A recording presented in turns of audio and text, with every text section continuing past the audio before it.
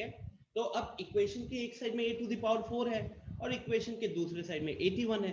a to the power 4 81 है, तो आपको बस इतना सोचना पड़ेगा कि यार ये 81 जो नंबर है, 81 जो नंबर है इसको हम फैक्टराइज करेंगे।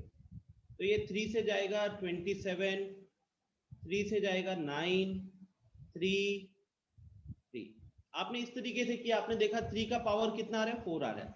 तो अगर a का पावर 4 इज इक्वल टू 3 का पावर 4 हो रहा है। अच्छा, एक और चीज है, दिस कैन ऑल्सो बी -3 का power 4, this can also B -3 का पावर 4, क्योंकि आपको जब इवन पावर दिख जाता है तो आपको पता होना चाहिए कि 5 का स्क्वायर भी 25 होता है और -5 का स्क्वायर भी 25 होता है। तो जब भी आप इवन पावर आता है ना, तो उस टाइम पे नेगेटिव वैल्यूज को भी कंसीडर कर लीजिएगा, ठीक है। ये चीज हम कह सकते हैं कि implies a is equal to 3 हो सकता है या फिर -3 हो सकता है। तो यही हमारे पॉसिबल आंसर्स हो जाएंगे यहाँ पे, ठीक है, यही हमारे पॉसिबल आंसर्स हो जाएंगे। ये जो चीज हम याद रखते हैं स्टूडेंट्स, ये सिर्फ और सिर्फ इवन पावर के लिए होता है, ऑड पावर में इस सच कुछ काम नहीं करता। जैसे मान लो a cube is equal to 27 है, तो a cube is equal to 27 में अगर आप 27 को फैक्टराइज करते हैं तो 27 यहाँ पे 3 हो गया, 9 फिर से 3 हो गया 3, तो a cube is equal to 3 cube हो गया। अब a cube is equal to 3 cube हो गया, तो इंप्लाइज a की वैल्यू कितनी हो गई, तो a की वैल्यू हो गई 3, ठीक है, a की वैल्यू हो गई 3। तो स्टूडेंट्स इसका लॉजिक एकदम सिंपल है यार। जब भी किसी नंबर के ऊपर ऑड पावर लगा रहता है और नंबर पॉजिटिव होता है, ठीक है, तो पॉजिटिव नंबर का ऑड पावर लगा होगा तो रिजल्ट पॉजिटिव ही आएगा, नेगेटिव नंबर के ऊपर ऑड पावर लगा होगा तो नेगेटिव ही आएगा। जबकि इसमें क्या होता है, आप कह सकते हो जब इवन पावर रहता है तो पॉजिटिव नंबर के ऊपर इवन पावर लगने से भी पॉजिटिव आता है, नेगेटिव नंबर के ऊपर भी इवन पावर लगने से पॉजिटिव आता है। तो इसीलिए जब यहाँ पॉजिटिव दिख रहा होता है, जब यहाँ पॉजिटिव दिख रहा होता है तो आपको पॉजिटिव नेगेटिव दोनों केसेस दिखने हैं। लेकिन ऐसे सिचुएशंस में अगर पॉजिटिव दिख रहा है, ऑड पावर है, तो आउटपुट हमेशा पॉजिटिव आएगा। और अगर यहाँ पे -27 होता तो उस केस में a की वैल्यू -3 निकल कर आ जाती है, ठीक है। लास्ट केस एक और कह सकते हो जस्ट फॉर कंप्लीट करने के लिए, it can also be possible कि a to the power 4 is equal to -81 लिखा हो, a to the power 4 is equal to -81 लिखा हो। तो उस केस में आपको पता चल जाना चाहिए कि इस क्वेश्चन का आंसर जो होगा वो कहीं ना कहीं कॉम्प्लेक्स हो जाएगा, ठीक है। इस क्वेश्चन का आंसर जो होगा वो कॉम्प्लेक्स मतलब इमेजिनरी हो जाएगा। वो आपको कैसे पता चलेगा इमेजिनरी, जब भी किसी नंबर के ऊपर इवन पावर लगा हुआ है और उसका आउटपुट अगर नेगेटिव दिया है तो आप समझ जाना कि ये आपका इमेजिनरी वाला केस हो जाएगा और आपको बोर्ड्स पे इस पे सवाल नहीं पूछते हुए, बोर्ड्स पे आपको ऐसे इक्वेशंस नहीं मिलने वाले। Am I clear to everyone? ये अपना नॉर्मल क्वेश्चन का सॉल्यूशन हो गया। ये एक सिनेरियो बता रहा हूं जहां पे आपको पावर मतलब इवन पावर आया हो, और ये एक सिनेरियो बता रहा हूं जहां पे सॉरी ये एक सिनेरियो था ऑड वाला, ये सिनेरियो था जहां पे इवन पावर है लेकिन आउटपुट नेगेटिव आ रहा है, ठीक है। तो इस चीज को ध्यान में रखिएगा। ये तो एक सॉल्व किया ना, हो सकता था ऐसा सिचुएशन भी आ सकता है या ऐसा सिचुएशन भी आ सकता है, तो उस केस में आपको पता होना चाहिए। इमेजिनरी वाले में हम नो रियल रूट्स भी बोलते हैं, ठीक है। बढ़ता हूं आगे मैं, नेक्स्ट ये वाला क्वेश्चन है। Now for this particular question हमारा जो फॉर्मूला होता है सर yes? इसको सॉल्व किए हैं, मतलब डाउट है कि आंसर सही है कि नहीं। ओके एक बार मैं थोड़ा सॉल्व कर लेता हूँ। वैसे कितना आंसर आया बताओ? Sir 3/2 into root under a plus 2। 3/2 into basically आपका आएगा 3/2 into a plus 2 to the power 1/2 होगा, ठीक है। अभी तो रिवांश बता देगा, यस उसने सर। इंटरनेट से देख लिया होगा ना। रिवांश बताना तो आंसर सही है गलत है, बताओ सही है या गलत है? सर नहीं बन पाया ये।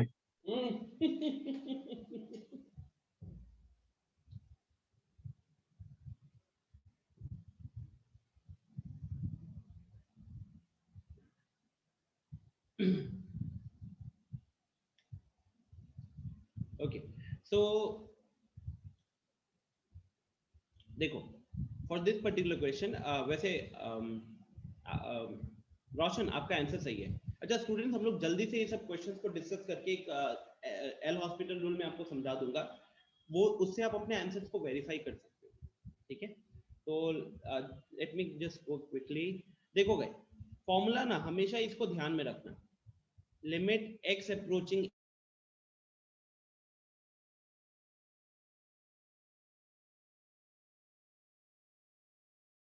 a x to the power n minus a to the power n whole divided by x minus present होता है, एंड सिमिलरली वो a यहां भी प्रेजेंट होता है, ठीक है।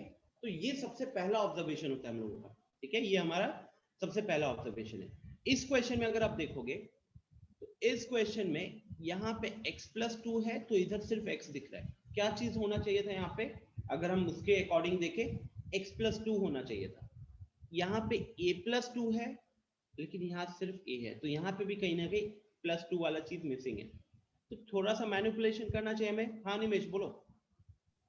सर ये एक बार और रिपीट कर दीजिए, बीच में लैग कर गया।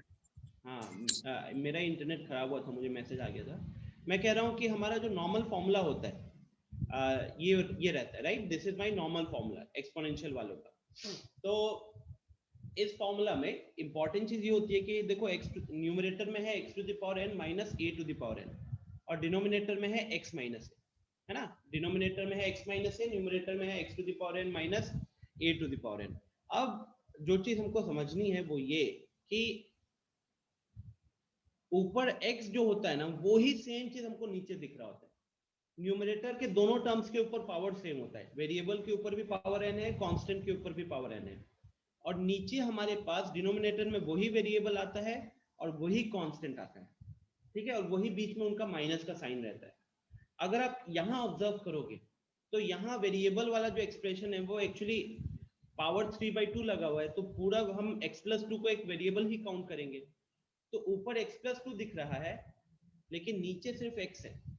ऊपर a प्लस 2 दिख रहा है कांस्टेंट वाला एक्सप्रेशन, नीचे कांस्टेंट में खाली a है।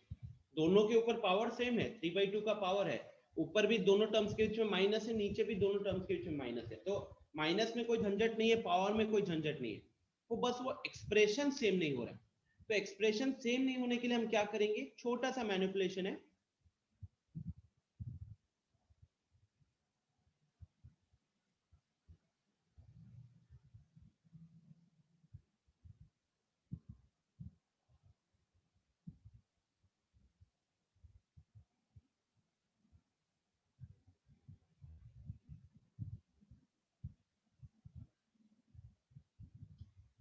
अब उस मैनिपुलेशन में क्या होगा कि x के जगह पे ये देखो क्या चीज मिसिंग थी, x की जगह x प्लस 2 चाहिए था, तो हमने x की जगह पे x प्लस 2 लिख लिया, ठीक है। a की जगह पे a प्लस 2 लिख लिया, और बीच में अब माइनस का साइन लगा है। खाली इतना चेक करो तो क्या वो सेम है, या हमको बैलेंस करने के लिए कुछ ऐड सब्ट्रैक्ट करना पड़ेगा। चेक कर लो क्या वो सेम है या हमको ऐड सब्ट्रैक्ट करना पड़ेगा।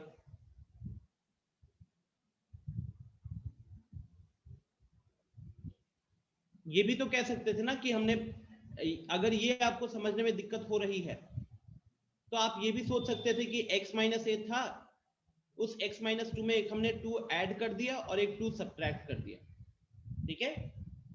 इसको कैसे लिख सकते थे हम लोग, x माइनस ए था, उसमें से 2 सब्ट्रैक्ट किया और 2 ऐड कर दिया, है ना।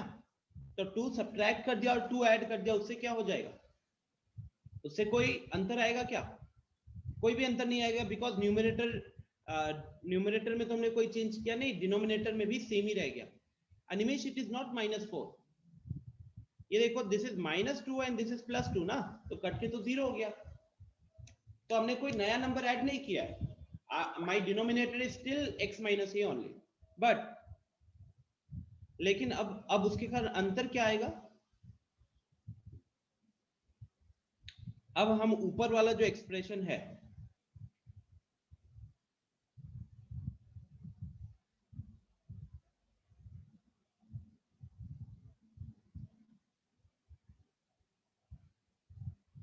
वो तो चलो वैसे ही लिखा।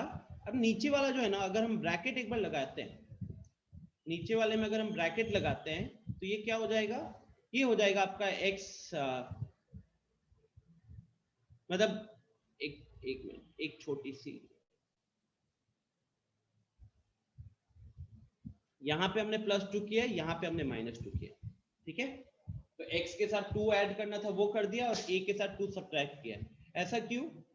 सो दैट अगर हम ब्रैकेट्स में इसको कंसीडर करते हैं तो ये तो x+2 रहेगा। जब इधर हम माइनस कॉमन लेके ब्रैकेट लगाएंगे ना, तो a नेगेटिव था, माइनस बाहर निकाल लिए तो अंदर a बचेगा, 2 भी नेगेटिव था, माइनस बाहर निकाल लिए तो इधर क्या बचेगा, प्लस बचेगा। तो ये हो गया आपका x+2 minus of a+2, x+2 minus of a+2। सो अब देख सकते हो आप x+2 ऊपर नीचे सेम है, a+2 ऊपर नीचे सेम है, और हमने सिर्फ और सिर्फ क्या किया था, डिनोमिनेटर में 2 सर ऐड किया और सब्ट्रैक्ट किया। हाँ आर्यन बोलो। सर हम लोग को x माइनस ए का फॉर्म चाहिए ना, हमको तो x माइनस x a का माइनस 2 को साथ लेते और हमको न्यूमरेटर और डिनोमिनेटर का एक्सप्रेशन सेम चाहिए था ना आर्यन। तो हमको x के साथ +2 चाहिए, हमको a के यस साथ भी +2 चाहिए। अभी उससे ऊपर वाले में क्या था जो मैंने अभी रब किया, मैंने x के साथ -2 लिखा हुआ था, तो इसीलिए मैंने उसको ठीक किया। Is this clear? किसी को डाउट है इस चीज में क्या? Please have a look.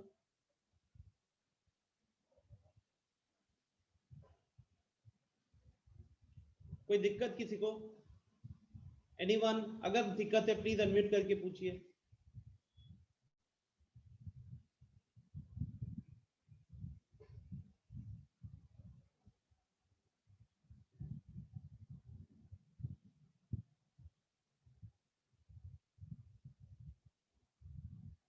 ठीक है, चलो।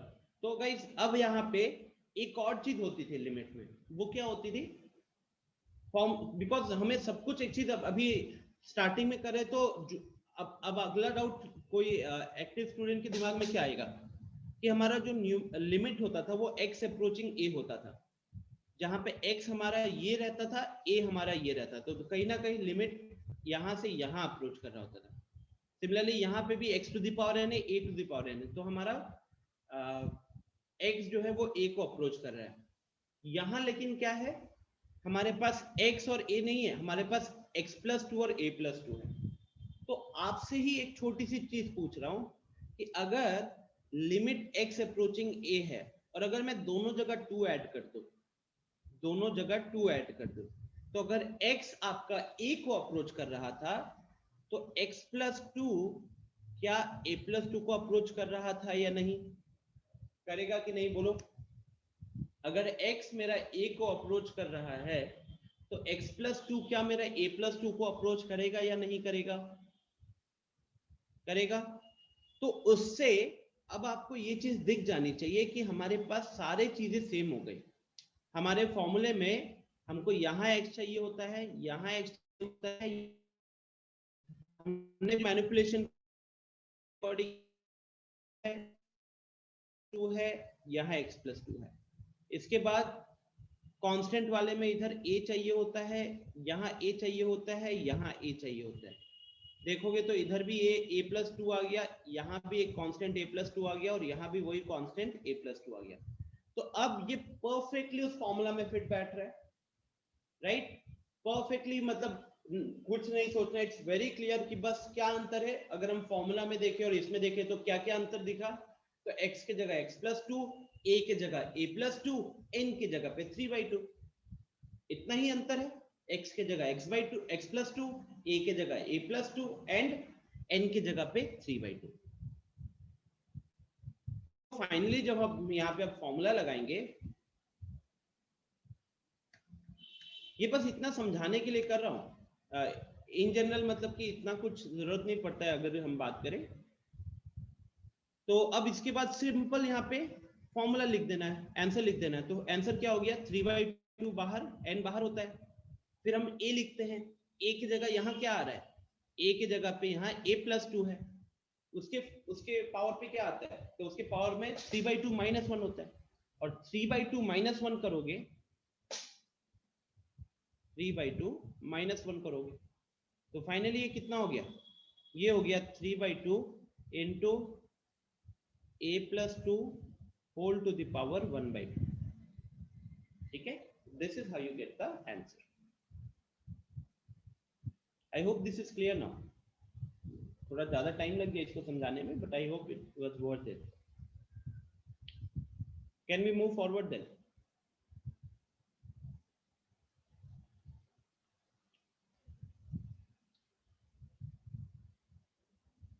ठीक है, तो इसी के साथ हमारे वो खत्म हो गए. अब आते हैं हम एक्सपोनेंशियल लिमिट्स में. मैंने एक और चीज आप लोगों को बताया था, this is not in NCERT. Okay, this is not in NCERT. तो ये काइंड ऑफ यू कैन से इट्स अ कंप्लीट चॉइस. जिनको पढ़ना है वो पढ़ सकते हैं. अगर आप सिर्फ और सिर्फ बोर्ड्स को टारगेट कर रहे हो तो आई कैन अश्योर यू कि वहां पे इसकी बिल्कुल भी जरूरत नहीं पड़ने वाली. ठीक है, बिल्कुल भी जरूरत नहीं पड़ने वाली.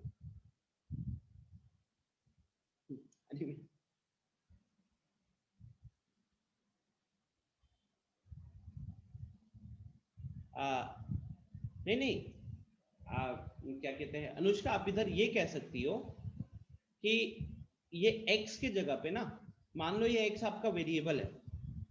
अगर x वेरिएबल है तो x+2 कोई कांस्टेंट तो हो नहीं जाएगा. x+2 भी आपका वेरिएबल ही रहेगा, राइट? तो आप देखो, फॉर्मूला को देखो और हमारे सॉल्यूशन को देखो, लास्ट सेकंड स्टेप को देखो, तो आपको दिखेगा कि फॉर्मूला में जहां जहां x होना चाहिए था, हमारे सॉल्यूशन में x के हर जगह पे x+2 आ गया है. फॉर्मूला में जहां जहां x+2 होना चाहिए था, x होना चाहिए था, वहां पे x+2 आ गया है. तो जहां जहां वेरिएबल चाहिए था वहां पे अभी भी सेम वेरिएबल एक्सप्रेशन है. ऐसा नहीं है कि कहीं पे x+2 है, कहीं पे x+3 है, कहीं पे सिर्फ x है. इंपॉर्टेंट चीज ये है कि जहां जहां वेरिएबल चाहिए था हर जगह सेम एक्सप्रेशन है, राइट? सिमिलरली अगर आप कांस्टेंट को देखोगे तो फॉर्मूला में देखो कि कांस्टेंट कहां कहां पे दिखना चाहिए था आपको. तो कांस्टेंट हमको एक यहाँ दिखेगा a, यहाँ दिखेगा ये भी a है, और ये पावर वाले में भी बेस में a है. तो अगर आप यहाँ भी कांस्टेंट को देखोगे तो इधर a+2 था, यहाँ भी a+2 है, और यहाँ भी a+2 है. तो if a was a constant तो a+2 is also a constant. तो हम यहाँ पे इस फॉर्मूले को सीधा कैसे अप्लाई कर सकते हैं? हम ये कह सकते हैं कि उस फॉर्मूला के अकॉर्डिंग जहां पे हमें वेरिएबल चाहिए था वहां पे वेरिएबल्स हैं, जहां पे कांस्टेंट चाहिए था वहां पे कांस्टेंट्स हैं. तो we got the answer. Still अगर आप चाहो तो आप इस यहाँ पे क्या कहते हैं x+2 को एक वेरिएबल y नाम दे दो, और a+2 को आप एक कांस्टेंट b नाम दे दो, है ना? तो अगर मैं मान लो कि यहाँ पे आपको एक फॉर्मूला लिख देता कि limit y approaching b y to the power n minus b to the power n whole divided by y minus b. आप इसका आंसर क्या बोलते हैं? आप इसका आंसर बोलते हैं n into b to the power n minus one, है ना? n into b to the power n minus one हम यहाँ पे इसका वैल्यू बोलते हैं. ठीक है, तो आप चाहो तो एक और तरीका क्या है, थोड़ा सा और लंबा करना है तो x+2 को y मान लिया, a क्योंकि वो भी एक वेरिएबल है, a+2 को एक कांस्टेंट b नाम दे दिया, और फिर उस फॉर्मूला में पुट कर दिया. बिकॉज हमारा फॉर्मूला तो सिर्फ और सिर्फ यही कहता है ना कि पहले वेरिएबल बाद में कांस्टेंट होना चाहिए. ठीक है, don't complicate it this much. The only important thing was denominator में +2 -2 किए, प्रॉपर वो फॉर्म बन गया, सेम फॉर्म बन गया ऊपर नीचे, एंड देन हमने फॉर्मूला लगा दिया. ओके, तो इसके बारे में मैं कह रहा था कि this is not in your NCERT. तो एक्चुअली में you can ignore this completely. In fact यहाँ पे 2-3 ही थोड़े से पढ़ते हैं, बाकी लोग तो ऐसे भी नहीं करते हो बेसिक क्वेश्चंस. तो आई वाज थिंकिंग क्यों करा दिया. चलो, तो लॉगरिथमिक लिमिट मैं नहीं कराऊंगा. एक्सपोनेंशियल के डाउट्स बताने के बाद एल हॉस्पिटल रूल एक्सप्लेन करूंगा. तो I think this question we did in the last class. This question I give you as a homework, and this question I give you as a homework. यही दो questions थे. तो अगर किसी ने भी इस क्वेश्चन को थोड़ा सा भी ऑब्जर्व किया है अच्छे से, ठीक है, तो इस क्वेश्चन और इसका सॉल्यूशन भी यहाँ पे इनफैक्ट दिया हुआ था. तो this question and this question are exactly the same. कोई अंतर नहीं है दोनों क्वेश्चंस में. इनफैक्ट जो न्यूमरेटर है वो पूरा सेम है.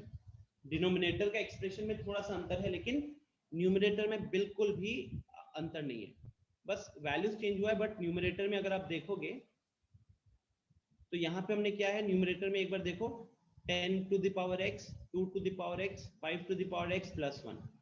तो कहने के लिए 10 जो होता है वो आपका 2 into 5 होता है, 10 आपका 2 into 5 होता है। यहाँ पे देखो 27 to the power x, 9 to the power x, 3 to the power x 1, तो यहाँ 27 भी जो है वो कहीं ना कहीं आपका 9 to the power x into 3 to the power x होता है।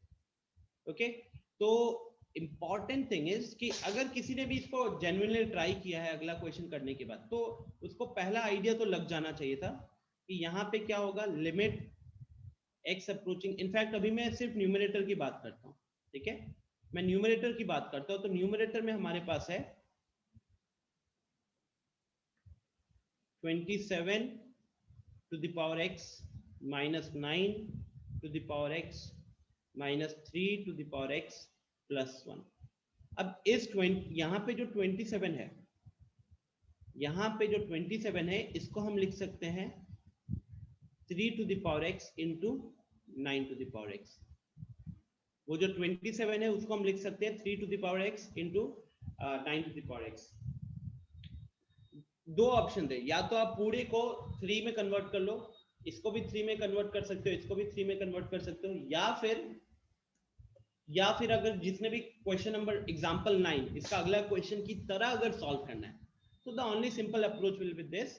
बिकॉज अब इसमें क्या करेंगे हम लोग, हम पहले दो टर्म्स में कुछ कॉमन लेने की कोशिश करेंगे, पहले दो टर्म्स में कुछ कॉमन लेने की कोशिश करेंगे, जो कि सबको क्लियरली दिख रहा है 9 to the power x will come common. 9 to the power x common आ गया तो यहाँ पे 3 to the power x minus 1 आएगा। सेम यहाँ पे भी अगर हम सेम लाना चाहे तो -1 उठाना पड़ेगा, तो यहाँ पे आ जाएगा 3 to the power x minus 1। तो 3 to the power x minus 1 दोनों जगह पे आ गया,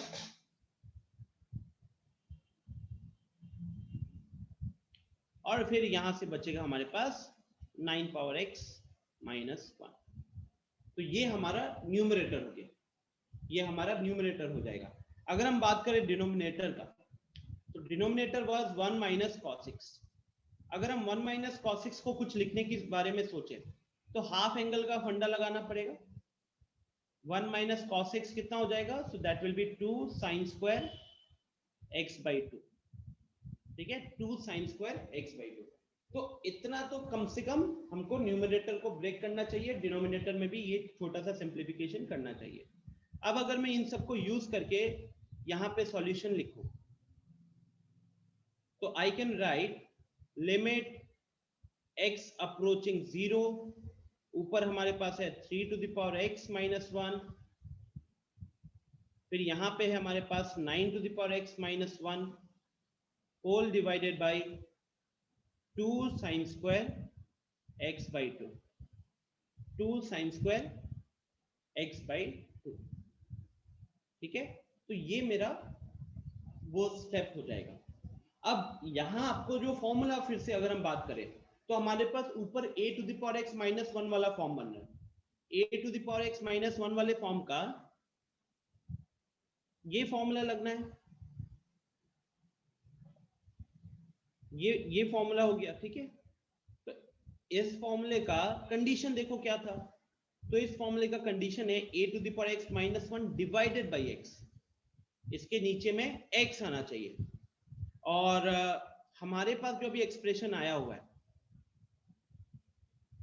क्या इसके 3 to the power x minus 1 के डिनोमिनेटर में x दिख रहा है कहीं पे? नहीं दिख रहा। 9 to the power x minus 1 के डिनोमिनेटर में कहीं x दिख रहा है? नहीं दिख रहा। तो अभी अब डायरेक्टली अगर हम बोले तो फॉर्मूला में आते हुए नहीं दिख रहा है। अच्छा, यहाँ पे दिख रहा है sine square x by 2। Sine square x by 2 हम ऑलरेडी सॉल्व कर चुके हैं लास्ट क्लास में। तो साइन स्क्वायर x by 2 के लिए अगर आपको याद होगा तो हमको x स्क्वायर की जरूरत पड़ेगी। तो अगर हम न्यूमरेटर के एक्सप्रेशंस को देखें, तो न्यूमरेटर में जो 3 to the power x minus 1 है उसके लिए एक x की जरूरत है, दूसरा 9 to the power x minus 1 है उसके लिए भी फॉर्मूला यूज करने के लिए एक x की जरूरत है, और डिनोमिनेटर में sin स्क्वायर x by 2 है उसके लिए x स्क्वायर की जरूरत है। तो कहीं ना कहीं जो हमारे पास मिसिंग है वो न्यूमरेटर में 2x और डिनोमिनेटर में भी 2x, तो वो तो हम सीधा मल्टीप्लाई डिवाइड कर देते हैं। न्यूमरेटर की जरूरत है 2x की, डिनोमिनेटर की भी जरूरत है 2x की। तो हम अगर फॉर्मूला प्रॉपर इसमें फॉर्मूला लगाना चाहते हो आप, तो देखो हम क्या करेंगे। हमने सबसे पहले 3 to the power x minus 1 divided by x किया, फॉर्मूला में सीधा फिट बैठने के लिए।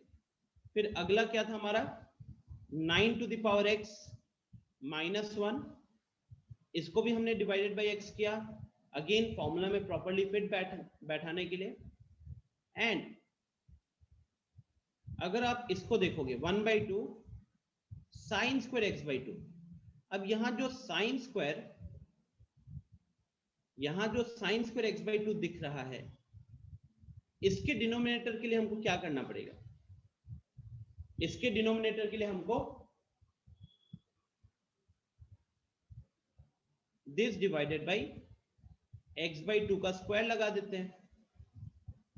ठीक है, अगर आपको ये समझने में दिक्कत हो रहा है, what I can do is, देखो हमने अभी तक क्या चेंज किया है, तो हमने न्यूमरेटर में पहला एक्सप्रेशन में 1x एक्स्ट्रा यहां लिखा है,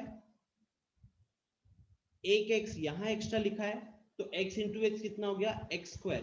तो कहने के लिए वो x स्क्वायर एक्स्ट्रा लिखा हुआ है ना, वो x स्क्वायर एक्स्ट्रा लिखा हुआ है, तो उसको बैलेंस करने के लिए यहां लिख देता हूं। I hope this is clear to everyone. अभी मैंने सिर्फ न्यूमरेटर को बैलेंस करने का सोचा, न्यूमरेटर में फॉर्मूला फिट बैठाने के लिए उस न्यूमरेटर में दो फैक्टर्स थे, पहले फैक्टर के डिनोमिनेटर में x आया, दूसरे फैक्टर के डिनोमिनेटर में x आया, और नीचे फिर x into x x square बन गया, तो उसको बैलेंस करने के लिए मैंने वहां x पर एडजस्ट कर दिया। आई होप ये एकदम क्लियर कट अभी सबको समझ में आया होगा।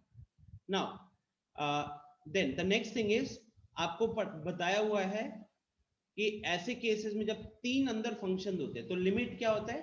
तीनों पे डिवाइड हो जाएगा, डिस्ट्रीब्यूट हो जाएगा, divide will be the wrong word. So limit x approaching 0 3 to the power x minus 1 whole divided by x into limit x approaching 0 9 to the power x minus 1 whole divided by x into limit x approaching 0। अच्छा, अब अगर हम यहां की बात करें तो सबसे पहले जो 2 दिख रहा है, ठीक है, जो 2 दिख रहा है उस 1/2 को हम बाहर ले आए,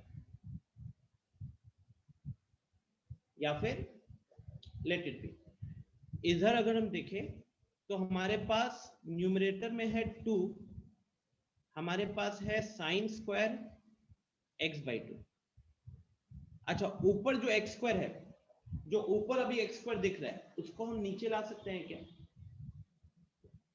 इट इज जस्ट लाइक 3/4। अगर एक नंबर है 3/4, क्या मैं उसको 1 डिवाइडेड बाई 4/3 लिख सकता हूं? अगर मैं इस 3 को डिनोमिनेटर के नीचे लाना चाहता हूं, कैसे लाते हैं हम लोग? 1 डिवाइडेड बाई 4/3 कर सकते हैं या नहीं कर सकते स्टूडेंट्स? टेल मी यस और no in the chat box. क्या हम 3 को नीचे ला सकते हैं ऐसे?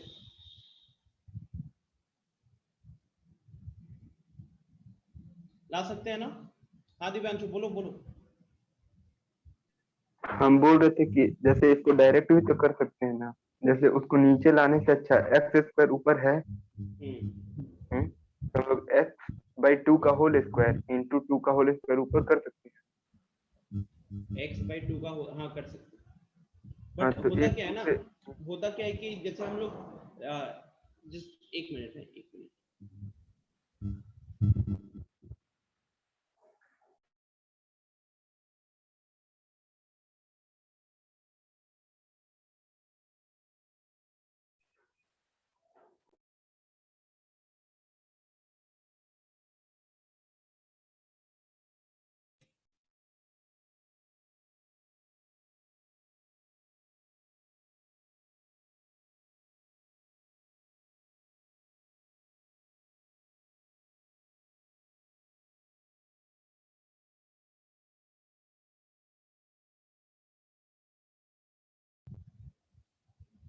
हाँ, सो ठीक है, जैसे उसने बोला है दिव्यांशु ने, वैसे ही कर लेते हैं। हम ऊपर x बाई 2 लिख देते हैं, ऊपर हम लोग वो जो x स्क्वायर दिख रहा है, क्या होता है कि हमारा फॉर्मूला अगर एक बार फॉर्मूले पे आ जाए तो वो जहां जहां पे हमें 3 टू द पावर x वाला मिला है, limit x approaching 0 3 to the power x minus 1 whole divided by x।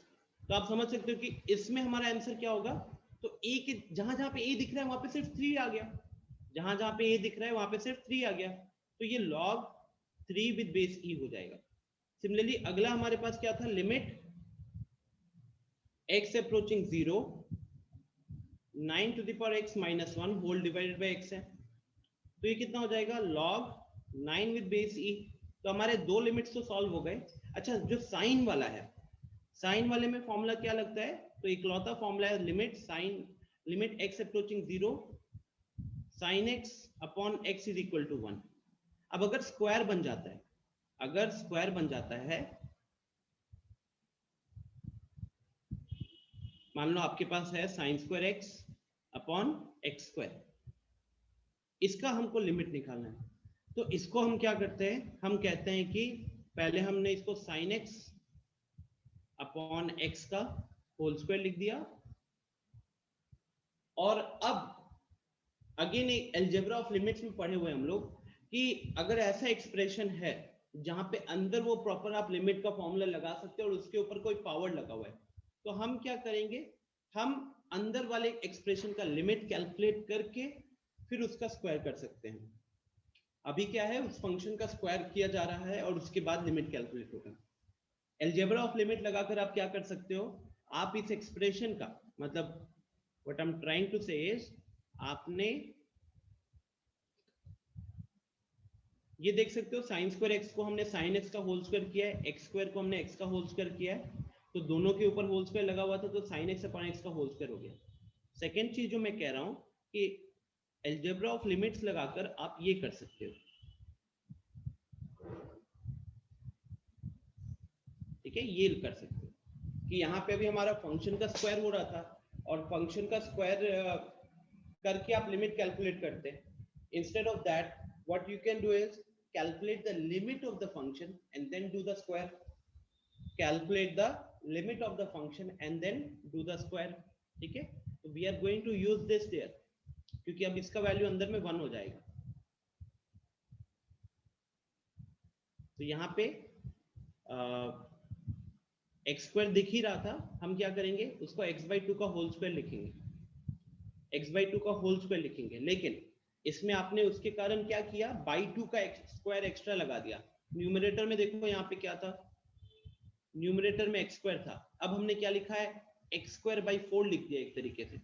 तो बैलेंस करने के लिए हमको क्या करना पड़ेगा, 4 से मल्टीप्लाई, बैलेंस करने के लिए हमको क्या करना पड़ेगा, तो 4 से मल्टीप्लाई करना पड़ेगा, ठीक है, ताकि ऊपर है 4 और नीचे है 4, कट के 1 हो जाएंगे।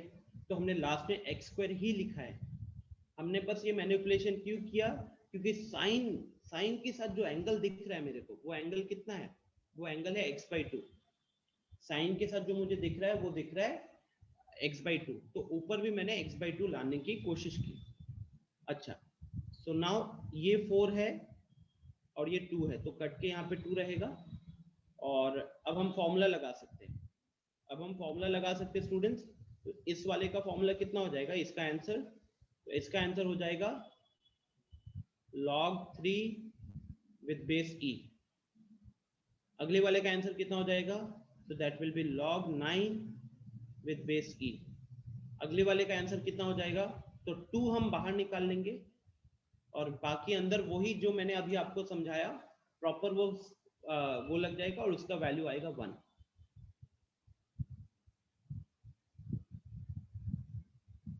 So finally this will be my answer, 2 log 9 with base e into log 3 with base e. Am I clear to everyone? Please have a look. ये सर एक थोड़ा सा डाउट है कॉम्प्लिकेटेड एक्सप्रेशन, हाँ बोलो रोशन। सर, लॉग बेस ई जिसका होता है और लॉग बेस 10 होता है, दोनों के वैल्यू में बहुत ज्यादा का अंतर होता है क्या? हाँ बहुत, because log a with base b का मतलब क्या हुआ, जैसे मान लो मैंने यहाँ पे लिखा ये वाली चीज, इसका मतलब क्या होता है, बेस को हम कितने पावर से रेज करेंगे ताकि 4 मिलेगा, है ना? यही होता है कि नहीं? बेस को कितने पावर से रेज यस करोगे सर। ताकि 4 मिलेगा। तो अगर हमने log 4 कैलकुलेट करना है 10 के बेस में और log 4 कैलकुलेट करना है e के बेस पे, तो 10 या ऊपर वाले का मतलब हुआ 10 को कितने पावर से रेज करोगे ताकि 4 आएगा, और नीचे वाले में जो e है, e का अप्रोक्सीमेट वैल्यू समवेयर अराउंड 2.71, तो 2.71 की को कितना पावर करोगे तो वैल्यू 4 आएगा। तो एक छोटी सी चीज जो आपको दिख रही है कि this answer will be 1 point something something and this value will be 0 point something something, right? बहुत ज्यादा अंतर है। इनफैक्ट ये तो यस बहुत सर, समझ बड़ा गए। गैप ले लियो, ठीक है? ओके, देखो ये एक अच्छा क्वेश्चन था। आई मीन बहुत सारी चीजें लग रही थी and I can say that this will be one of the difficult questions में से आएगा। पर्सनली मैंने इवन इस लेवल का क्वेश्चन भी कंटिन्यूटी में नहीं देखा हुआ है। ओके, इस लेवल का क्वेश्चन भी कंटिन्यूटी में नहीं देखा हुआ है। सो इसी के साथ आप कह सकते हो कि लिमिट्स चैप्टर इन जनरल खत्म हो चुका है एंड अब आप लोगों के मन में क्या क्या चीजें होनी चाहिए, इस क्वेश्चन का आंसर दिया हुआ है। इट्स एग्जैक्टली द सेम जो हमने अभी वाला किया है।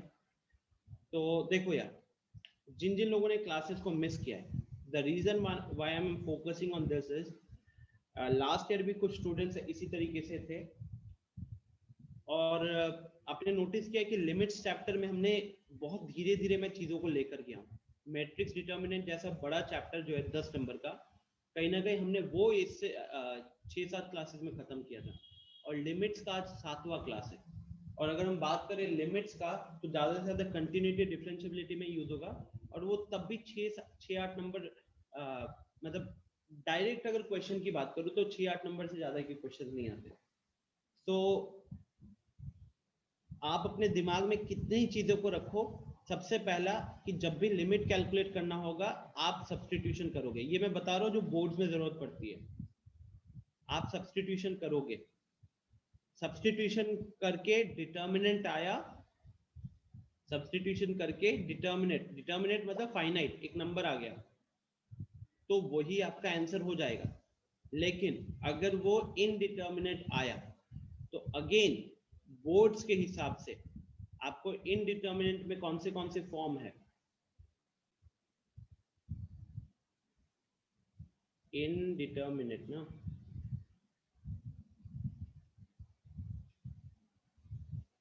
इनडिटर्मिनेट में कौन से फॉर्म है, तो बोर्ड में सिर्फ और सिर्फ 2 फॉर्म्स की बात होती है, 0/0, इंफिनिटी बाय इंफिनिटी। कभी कभार एक क्वेश्चन शायद इंफिनिटी माइनस इंफिनिटी वाला आ जाए, ठीक है, पर पहले 2 फॉर्म सबसे ज्यादा इंपॉर्टेंट है। अब आप लोगों को मैंने बताया है कि according to our NCERT you have only 3 types of limits. एक होता है rational function, rational algebraic function कह देता हूं,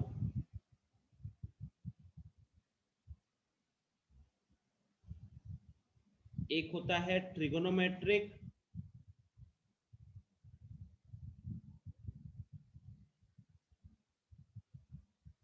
और एक होता है ये आपका स्टैंडर्ड लिमिट।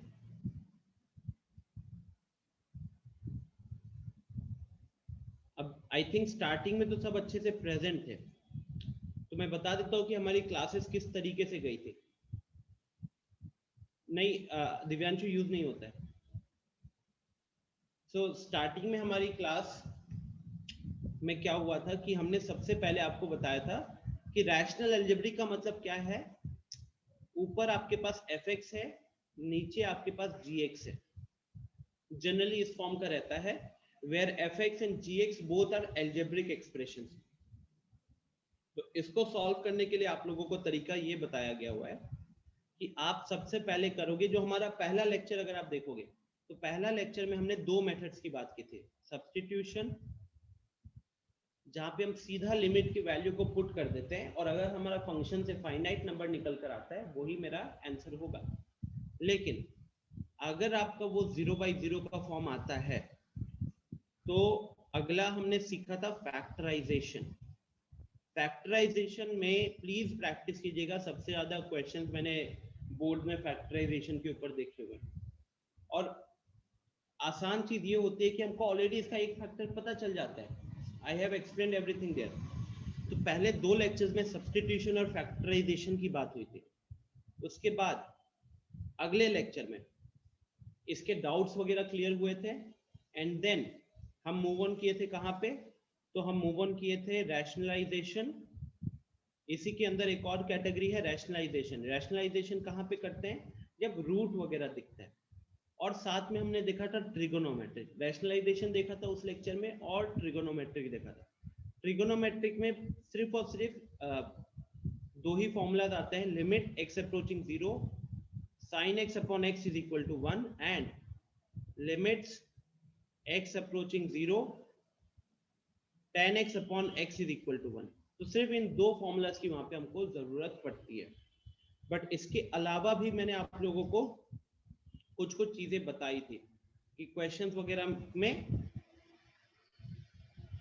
मेनली और कहाँ पे यूज पड़ता है, तो लिमिट x अप्रोचिंग 0, कहीं पे मान लो आपको sin x दिख रहा है, खाली sin x, तो आप उधर सब्स्टिट्यूट कर सकते हो, या फिर limit x approaching 0 cos x दिख रहा है, तो आप वहां पे लिमिट सब्स्टिट्यूट कर दो, x की जगह 0 डाल दो, तो cos 0 का वैल्यू 1 होता है, तो ये आपका वो हो जाएगा। ठीक है, एंड तो ये ट्रिगोनोमेट्रिक के अंदर था। फिर आते हैं स्टैंडर्ड लिमिट पे।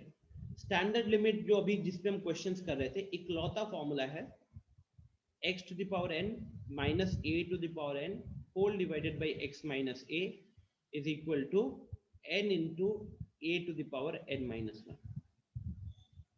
तो लिमिट x अप्रोचिंग 0।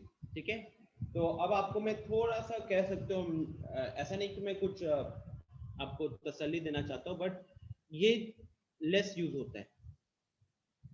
तो जो लास्ट 2 क्लासेस में आप लोग नॉन सीरियस हुए थे, यू कैन से कि इससे इतना कोई इफेक्ट नहीं पड़ेगा। सबसे ज्यादा जो जरूरत होती है, सबसे ज्यादा वो होता है हमारा सब्स्टिट्यूशन, फैक्टराइजेशन एंड ट्रिगोनोमेट्रिक। ये सबसे ज्यादा जरूरत पड़ता है। ठीक है, तो अच्छा, मैं यहाँ पे एक्सपोनेंशियल की बात नहीं कर रहा, क्योंकि एक्सपोनेंशियल आपके उसमें पूछेगा नहीं, क्वेश्चन बिल्कुल नहीं पूछेगा, तो इसलिए मैं नहीं बता रहा। ठीक है, एक्सपोनेंशियल कह सकते हो, बस एक अंडरस्टैंडिंग के लिए मैंने बताया था। ओके, दिव्यांशु पूछा 0 into infinity यूज नहीं होगा, नहीं होता है। अगर लिमिट 0 को होता है के कोई वैल्यू अप्रोच करे तो, समझा नहीं मैं? अगर कोई क्वेश्चन है तो बताओ।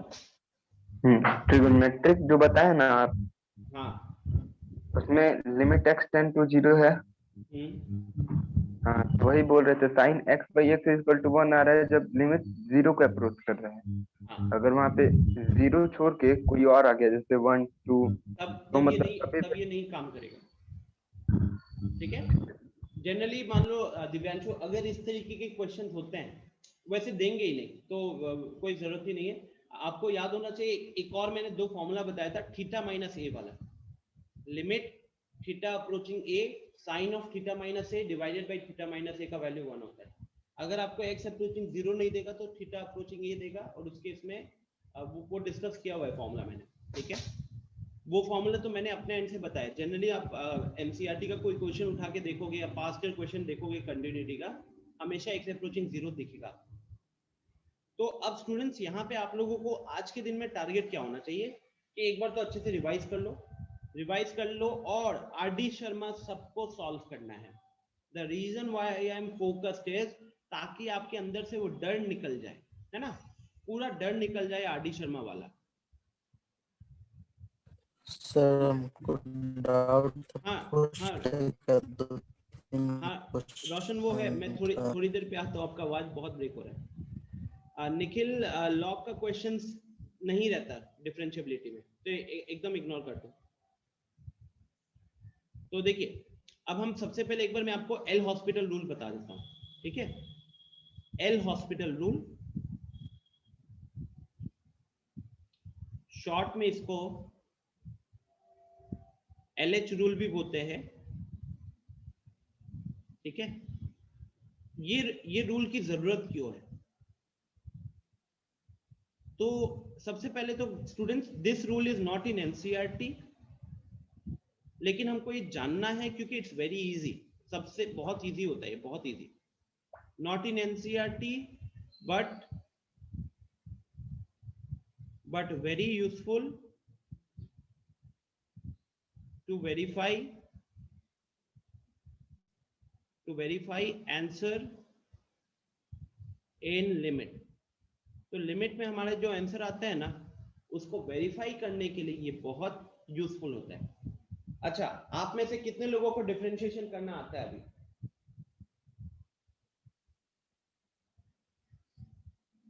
कोई ऐसा तो नहीं है जिसको डिफरेंशिएशन करना नहीं आता?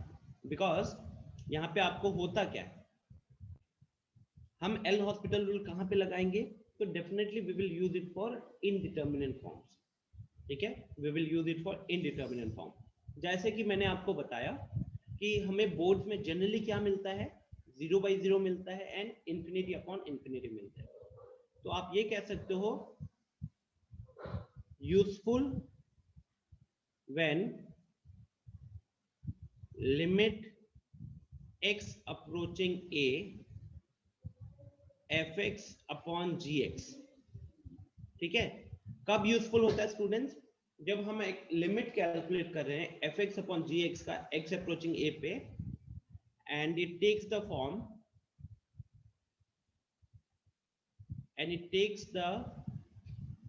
form 0/0 and infinity by infinity, या तो 0/0 का फॉर्म या infinity by infinity। Again mainly 10 out of 9 cases it's 0/0 only. तो आपको वहां पे ये रूल बहुत इजीली काम कर देता है। सो अब ये रूल होता क्या है? तो ये रूल कहता है, इसका हम प्रोसेस पे काम करते हैं, ठीक है। तो रूल कहता है कि limit x approaching a fx upon gx is equal to limit x approaching a f dash x upon g dash x। अब ये f dash x और g dash x क्या है? थोड़ा सा फिजिक्स में पढ़े हुए हो कि fx को जब डिफरेंशिएट करते हैं तो हमारे पास आता है f dash x, एक बार डिफरेंशिएट किए तो f dash x, gx वाला फंक्शन को अगर डिफरेंशिएट किए हो एक बार तो आता है g of x,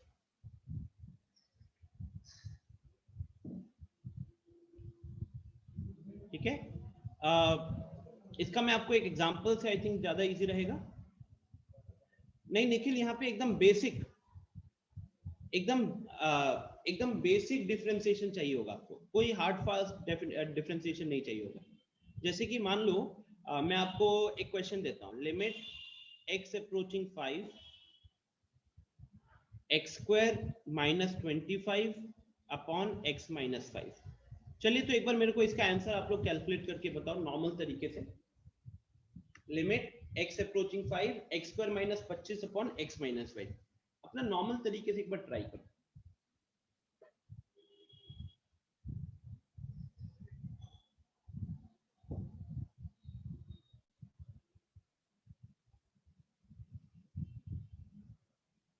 नॉर्मल तरीके से, नॉर्मल तरीका क्या बोलता है?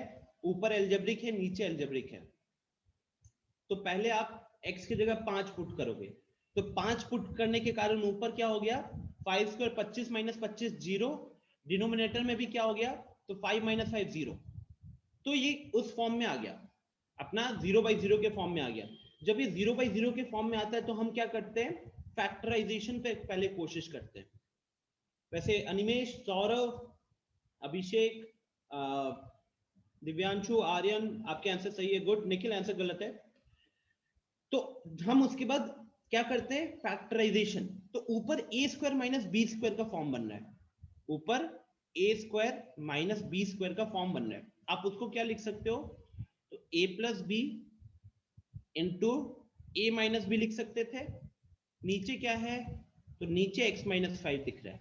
तो ये और ये कट गया, ये और ये कट गया, तो हमारे पास क्या बचा?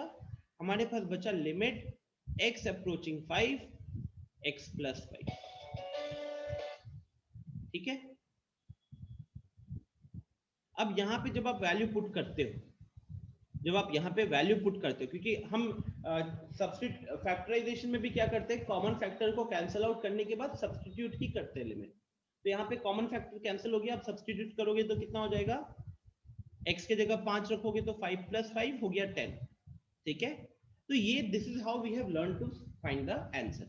अब मैं कह रहा हूं कि एक बार आप अपने आंसर को वेरीफाई करना चाहते हो कि वो आंसर सही है या गलत है, तो उसके लिए आप क्या करोगे, उसके लिए हम ये रूल क्या लिखा है, रूल लिखा है कि limit f(x/gx) is equal to f'(x/g'(x) का लिमिट। ठीक है, लेकिन ये सिर्फ और सिर्फ तभी लगा सकते हो जब वो इनडिटर्मिनेट फॉर्म में आ रहा हो। ओके, तो एक बार सबको न्यूमरेटर को डिफरेंशिएट करो।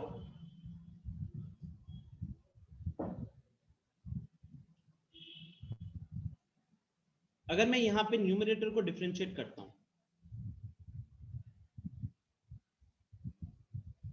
न्यूमरेटर में x² - 25 है। अच्छा गाइज, ये वो मत लगाना, u/b रूल मत लगाना, u/b रूल मत लगाना। ठीक है, चलो डिफरेंशिएट करो सबको।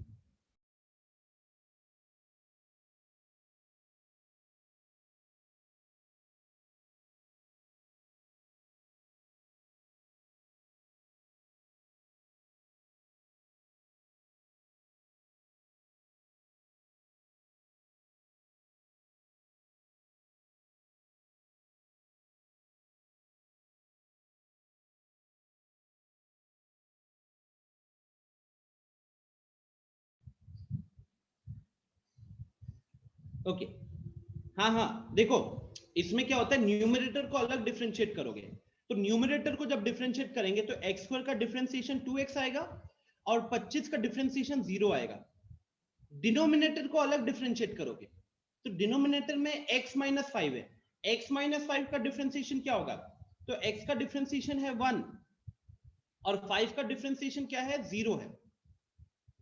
तो आपका ये क्या बन गया, आपका ये बन गया limit x approaching 5 2x, limit x approaching 5 2x। अब यहां पे x के जगह पे 5 पुट कर दो, x के जगह पे 5 पुट कर दो, तो 2 × 5 कितना हो गया, 10 हो गया। Are you getting the point? मैं फिर से रिपीट करता हूं, आपको क्या करना है स्टूडेंट, जब आपको एक ऐसा फ्रैक्शन टाइप फंक्शन मिलेगा, ठीक है ना, रैशनल फंक्शन का मतलब होता है फ्रैक्शन होना चाहिए फंक्शन, तो मतलब न्यूमरेटर में भी एक अलजेब्रिक एक्सप्रेशन है और डिनोमिनेटर में भी एक अलजेब्रिक एक्सप्रेशन है। आपने उधर जब लिमिट सब्स्टिट्यूट किया तो 0/0 या ∞/∞ का फॉर्म आ रहा है और आप वहां पे लिमिट कैलकुलेट करना चाहते हो, तो आप क्या कर सकते हो, आप न्यूमरेटर को अलग से डिफरेंशिएट कर लो, फिर आप डिनोमिनेटर को अलग से डिफरेंशिएट कर लो। जैसे हमने यहाँ पे न्यूमरेटर को डिफरेंशिएट किया तो हमारे पास आया 2x - 0, डिनोमिनेटर को डिफरेंशिएट किया तो हमारे पास आया 1 - 0, तो अल्टीमेटली वो 2x बच गया। तो अब आपके पास जो नॉर्मल जो फंक्शन था ना, वो घुमा फिरा के 2x बन गया। ये कह सकते हो कि उस फंक्शन का लिमिट जो भी आएगा वो 2x वाले फंक्शन के लिमिट के बराबर होगा, और फिर आप यहाँ पे सब्स्टिट्यूट कर दोगे, फिर आप यहाँ पे सब्स्टिट्यूट कर दोगे। I am getting your answers Anushka, I am getting answer, सबने सही लिखा हुआ है, बेसिक डिफरेंशिएशन है तो सबने सही किया, तो मैं किसी की तारीफ नहीं करना चाहता हूँ। ठीक है, नहीं सर, पिछले क्वेश्चन में भी सही गलत कुछ नहीं बोल रहे थे मेरे आंसर पे, इसीलिए बोले कि क्या आंसर मिल ही नहीं रहा है क्या। नहीं नहीं 10 वाला मिला था, आई थिंक आपने लास्ट में मैसेज किया था। हाँ okay, is this clear to everyone? एक दो और क्वेश्चन करते हैं ताकि आपको इसका आइडिया हो जाएगा। ठीक है, एक मिनट हम देख लेते हैं कुछ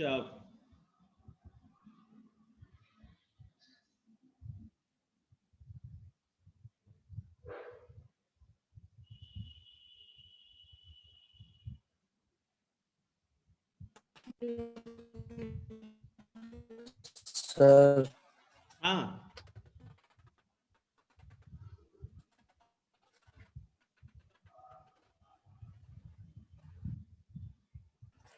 सर जैसे कि हम लोग 8 नहीं आता क्या?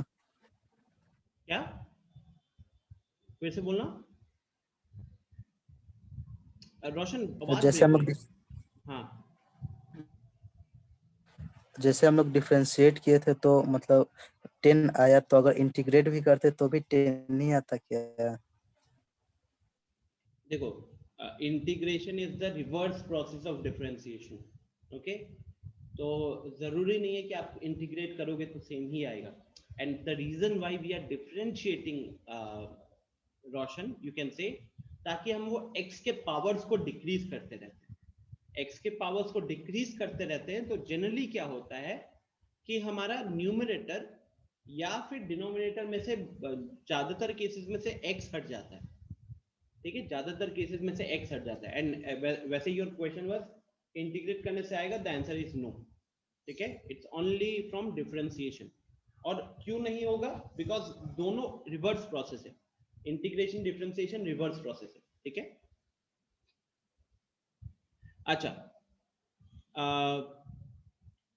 तो स्टूडेंट्स अब हम इसको फटाफट वेरीफाई करते हैं। जैसे ये क्वेश्चन देखो, इस क्वेश्चन में हम फैक्टराइज करके हमारा आंसर 10 आया है। ये हमने हमारा लेक्चर 3 का पीपीटी है, ये लेक्चर 3 लेक्चर 4 पिछले हफ्ते जो मंगलवार को एक्स्ट्रा क्लास लिया था उसका पीपीटी है। तो अब आप देखो ये सब वो हुआ। अब हम क्या करेंगे? डिफरेंशिएट करेंगे। तो चलो, तो आप एक बार खुद से ट्राई करो जल्दी से। मैं चाहूंगा कि बस आप खुद से ट्राई करके वेरीफाई कर लो इसको।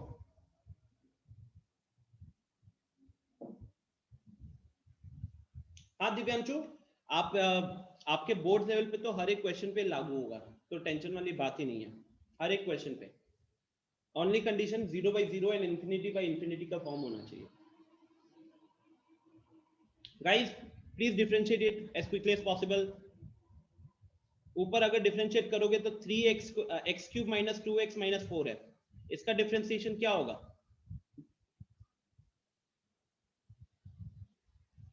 दीक्षा लगता है सो गए हो आप। हाँ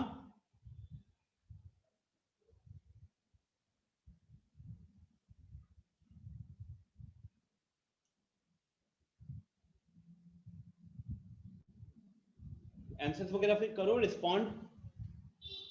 एक सिंपल सी चीज होती है, जब आप आंसर्स वगैरह रिस्पॉन्ड नहीं करते हो then you start feeling bored यार, ट्रस्ट मी।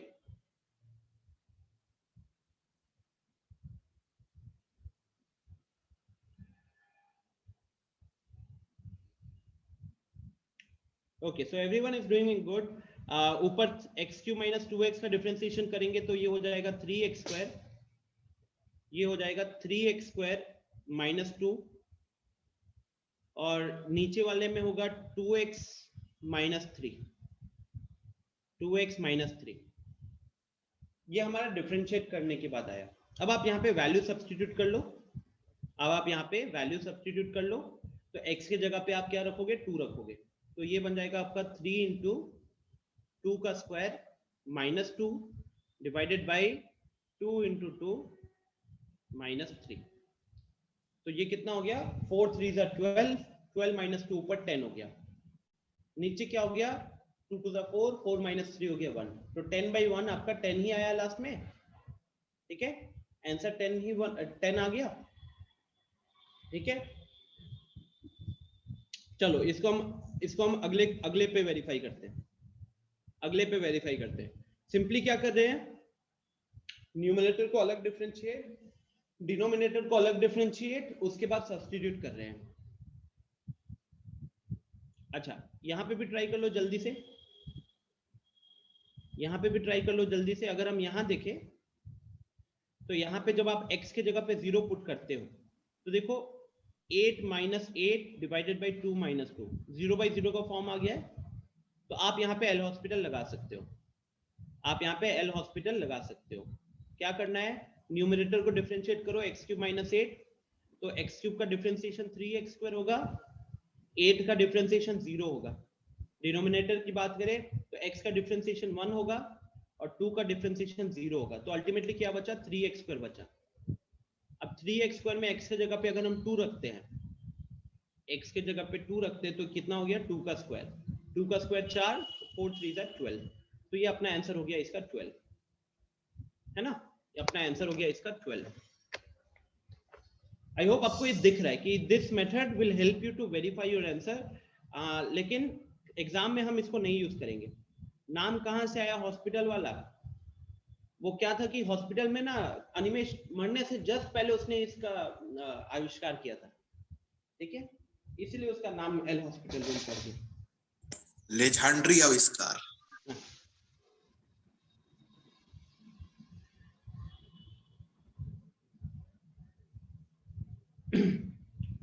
ओके तो आप इसको इन सारे क्वेश्चन में वेरीफाई कर सकते हो, सारे क्वेश्चन में। अच्छा, सारे क्वेश्चन का मतलब अगेन ऐसा नहीं कि आप जीआईएफ पे लगा रहे हो। जीआईएफ में क्या रहता है, it is a completely different function. मैं बार बार रिपीट कर रहा हूं, we use it only when numerator and denominator both are algebraic functions. In fact trigonometry में भी काम करता है, लेकिन अगर मॉड्यूलस आ गया या फिर जीआईएफ आ गया तब आप ये चीज वहां पे नहीं कर सकते, ठीक है। अगर मॉड्यूलस आ गया या फिर जीआईएफ आ गया तब आप वहां पे नहीं कर सकते। निखिल पूछा सर कंपेटिटिव में तो यूज कर सकते हैं ना ये शॉर्ट ट्रिक? बिल्कुल। इनफैक्ट आप कह सकते हो कि हम अब जैसे मैंने A2 बैच में क्या किया कि उनको भी तो बोर्ड्स के लिए करवाना है, तो पहले ये सारे मेथड्स उनको बताएं। अभी तो इनफैक्ट वो आपसे 2 क्लास पीछे चल रहे हैं, तो अभी उनको ये एक्सपोनेंशियल और ये सब जो है वो मैं सीधा ट्रिक से ही बताऊंगा, मतलब सीधा LH रूल से बताऊंगा। ओके तो आई थिंक ये अब आप वेरीफाई कर लीजिएगा, ठीक है, वेरीफाई कर लीजिएगा एक छोटी सी चीज। अच्छा, now again with respect to our board exams, हाँ, अगर आप कंटिन्यूटी चैप्टर ओपन करोगे तो आपको अच्छे खासे क्वेश्चंस दिखेंगे मॉडुलस के ऊपर, अच्छे खासे क्वेश्चन दिखेंगे मॉडुलस के ऊपर। तो मैं चाहूंगा एक बार, अभी मेरे पास टाइम बचा हुआ है, तो मॉडुलस का एक छोटा सा रिवीजन करवा दूं, ठीक है। वो छोटा सा रिवीजन क्या है कि सबसे पहले मॉड एक्स क्या होता है। तो मॉड एक्स में हम फंक्शन के अकॉर्डिंग अगर बात करें तो यू कैन से कि यहाँ पे एक सिनेरियो होता है कि इसका आउटपुट विल बी एक्स, इसका output will be x when x is greater than equal to 0 and इसका output will be -x when x is less than 0, है ना। जब आप एक ऐसा इनपुट दे, मतलब सोचो ये एक ऐसी मशीन है, एक ऐसी मशीन है जो कि हमेशा नॉन नेगेटिव वैल्यू देती है, एक ऐसी मशीन है जो हमेशा नॉन नेगेटिव आउटपुट देती है, ठीक है, हमेशा नॉन नेगेटिव आउटपुट देती है। और अब वो वर्क कैसे करती है, तो वो मशीन का मेथोडोलॉजी ऐसा है कि अगर आपने 0 या पॉजिटिव नंबर इनपुट किया है, आप सोचो स्क्रीन पे आपने 0 या पॉजिटिव नंबर टाइप किया है, तो आउटपुट में आपको वही दिखेगा, ठीक है। तो 0 डाला है तो 0 दिखेगा, 5 डाला है 5 दिखेगा, 1/2 डाला है 1/2 दिखेगा, ठीक है। लेकिन अगर आपने एक नेगेटिव नंबर इनपुट डाला है तो नेगेटिव नंबर के आगे वो माइनस का साइन एक एक्स्ट्रा लगा देगा। तो कहने के लिए माइनस माइनस प्लस हो गया, या ये कह सकते हो कि नेगेटिव नंबर में से माइनस का साइन हटा देगा। तो अगर अब आप -5 डालते हो इनपुट, वो माइनस हटा देगा, बन जाएगा +5। अगर आप -1/2 डालते हो इनपुट, माइनस हटा देगा, बन जाएगा +1/2, ठीक है। तो दिस इज हाउ मॉडुलस काम करता है। तो इसीलिए हम कहते हैं कि हमने ऊपर वाले केस में 0 या पॉजिटिव आ रहा था, नीचे वाले केस में भी पॉजिटिव ही आ रहा था हमेशा, तो इसीलिए इसको नॉन नेगेटिव बोल दिया। नॉन नेगेटिव मतलब 0 एंड पॉजिटिव, ओके। ग्राफिकली इसका अगर ग्राफ अगर आपको थोड़ा सा याद है,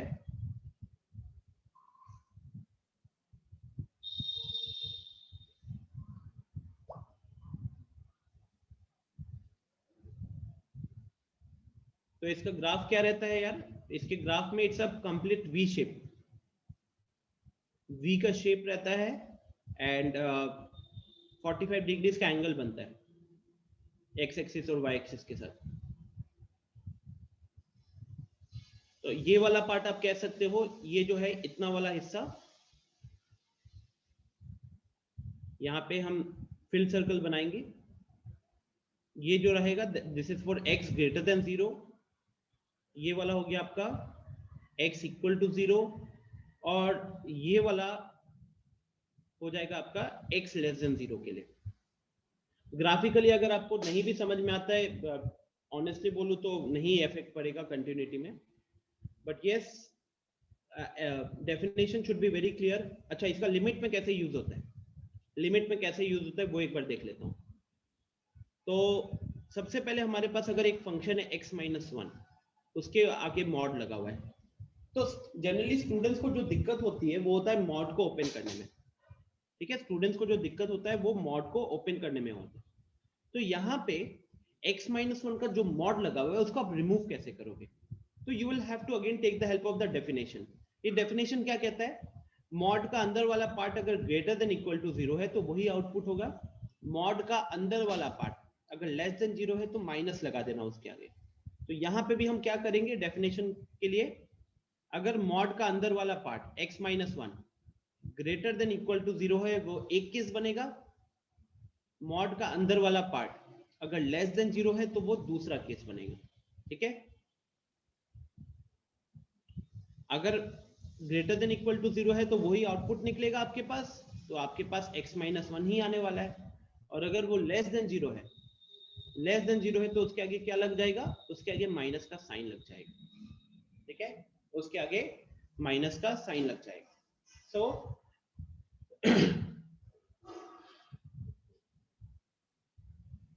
this is how you are actually going to break mod. तो इसको रीराइट करेंगे, करते भी हैं तो क्या हो जाएगा? x-1 का mod will be equal to x-1 if, अब देखो x-1 greater than equal to 0 का मतलब क्या है? x greater than equal to 1 हो जाएगा, क्योंकि आप इस 1 को राइट हैंड साइड भेजोगे, -1 को राइट हैंड साइड भेजोगे तो क्या बन जाएगा? +1 बन जाएगा। अच्छा, यहाँ पे हम इस ब्रैकेट ओपन करते हैं तो ये बन जाता है 1 - x, और अगर इस -1 को हम इधर भेजेंगे तो ये हो जा रहा है आपका x लेस देन 1। ओके, तो जो चीज आपको समझनी है या जो लिखने के लिए आपको काबिल बनना है वो सिर्फ और सिर्फ इतना कि this will be present in the question, ये आपको क्वेश्चन में दिखेगा और आपको ये इस तरीके से लिखना आना चाहिए। आपको इस तरीके से लिखना आना चाहिए। इस तरीके से अगर लिख पाए काम खत्म। यहीं पे लोग फंस जाते हैं, इस छोटी सी चीज पे फंसते हैं। रीजन इज बिकॉज ये 11th के एकदम बहुत स्टार्टिंग में पढ़ाया जाता है और उनको याद नहीं रहता। अब इसके लिमिट के बारे में एक बार बात कर लेते हैं। इसका क्रिटिकल पॉइंट है 1, इसका क्रिटिकल पॉइंट है 1। तो आपको मैं सिंपल 3 क्वेश्चंस पूछूंगा। पहला, limit of x-1 x approaching 2 कह लो। Next, limit mod of x-1 x approaching 1 कह लो, and limit x approaching 0 mod of x-1 कह लो। तो मैं सिर्फ और सिर्फ छोटा सा काम दे रहा हूं, एकदम मुश्किल नहीं है। आपको मॉड ऑफ x-1 को कैसे ब्रेक करना है ये मैंने समझाया है, ये आना चाहिए। कंटिन्यूटी में इसकी बहुत जरूरत पड़ेगी। और इसके बाद आप, इसका पॉइंट है 1, मतलब 1 के राइट में पॉजिटिव है, 1 के लेफ्ट में नेगेटिव है मेनली। तो मैंने आपको 3 जगहों पे इसका लिमिट कैलकुलेट करने दिया। एक 2 को अप्रोच कर रहा है जो कि 1 से बड़ा है, एक एग्जैक्टली 1 पे, और तीसरा अप्रोचिंग 0 पे जो कि 1 से छोटा है। तो तीनों जगहों पे लिमिट किस तरीके से काम करेगा ये आपको थोड़ा सा देखना है। ठीक है, तो I will give this as a homework you can say, and I will end the class here. छोटा सा काम दे रहा हूं, और अगली क्लास में क्या होगा? सो अगली क्लास में I will be having R.D. Sharma discussion. R.D. Sharma discussion of limits. ये प्रॉपर क्लास में हो गया यार, शाम को नहीं हो पाएगा, अब बहुत ज्यादा क्लास हो रही है, शाम के लिए मेरे पास टाइम निकलेगा नहीं। तो R.D. Sharma discussion on Wednesday.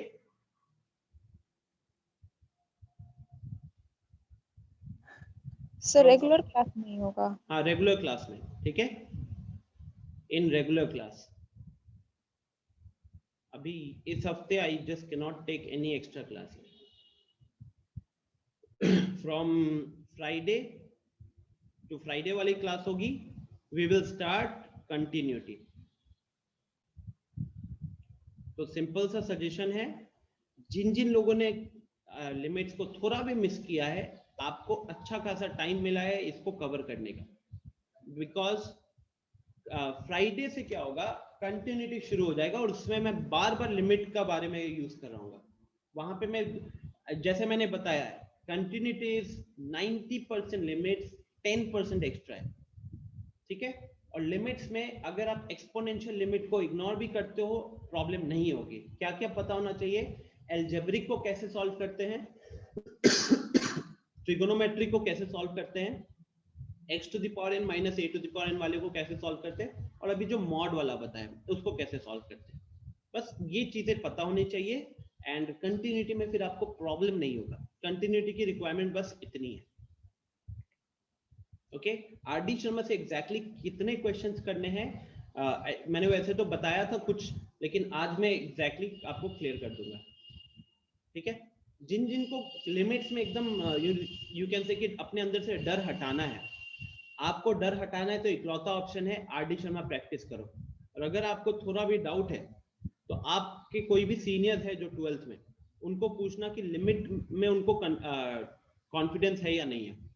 जितने लोग आपको बोलेंगे कॉन्फिडेंस नहीं है, उनसे पूछना कि कितने एक्स्ट्रा क्वेश्चंस प्रैक्टिस किए, तो वो बताएंगे कि क्लास में जो मैं 10-10 क्वेश्चन होमवर्क दिया हूँ उसके अलावा कुछ नहीं किया।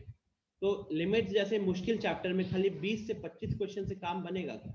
बिल्कुल नहीं बनेगा, ठीक है। निखिल के पास 11th का आरएस है। निखिल आप आरएस से सॉल्व करो, मेरा बस कंसर्न है कि आप उस क्वेश्चंस को ट्राई करो। वैसे नेट पे सर्च करोगे तो आपको आरडी शर्मा का पीडीएफ तो मिल ही जाएगा यार, नेट पे सर्च करो आपको पीडीएफ मिल जाएगा, ठीक है। ओके, तो I end the session here. Thank you everyone, please follow this. जिन जिन लोगों ने नहीं पढ़ाई की है उसको निकालो, अगले 2 दिन अच्छे से मेहनत करो। थर्सडे को रिलैक्स करना, थर्सडे को मैथ्स पढ़ने की कोई जरूरत नहीं है, फ्राइडे को सीधा कंटिन्यूटी से शुरू करेंगे। ऑफलाइन कब से होगा अनुष्का? ऑफलाइन का देखो, आई डोंट थिंक गवर्नमेंट अभी बिना वैक्सीनेशन के खोलने के प्लान में है, and ultimately it's going to be risk ना। आप में से बहुत लोग 18+ नहीं हो तो आप लोगों को वैक्सीन अभी मिला भी नहीं होगा। सर डीएसएस लेते थे तो वो तो ज्यादा टाइम तक लेते थे, तो 1 लाख में हो जाएगा डिस्कशन आरडी शर्मा बिल्कुल वाला? बिल्कुल हो जाएगा, बिकॉज इसके बहुत सारे क्वेश्चंस आप कर पाओगे और मैं रफली 70-80 क्वेश्चंस का टारगेट दूंगा, ठीक है। डीएसएस मेरा 2.5 से 3 घंटे का चलता था, आई विल ट्राई कि यहाँ 1.5 घंटे में अगर आप लोग सिंसियरली ट्राई करोगे तो it should not be that much of a problem. But अगर बच जाता है then we will continue it on Friday, खत्म करके ही हम लोग कंटिन्यूटी शुरू करेंगे, ठीक है। The reason why I'm saying is please समझ जाइएगा, it is only to have a very good clarity in your mind about limits, ठीक है। कोई भी तरीके का डर नहीं होना चाहिए, लिमिट्स हो जाएगा ना यार, ट्रस्ट करो, आपको कंटिन्यूटी में दिक्कत नहीं होगी और आपको डिफरेंशिएबिलिटी में भी दिक्कत नहीं होगी, ठीक है। डिटर्मिनेंट का पूछ सकते हो अनुष्का, डिटर्मिनेंट के लिए मैं कुछ एक्स्ट्रा सेशन वगैरह रख दूंगा बाद में, ठीक है। उस टाइम पे आई थिंक पूरा 1.5 घंटा लिमिट्स में ऐसे ही निकल जाएगा, बट टाइम बचा तो आप पूछ लीजिएगा। Okay, so I am ending the session, bye bye everyone, मिलते हैं अगली क्लास में।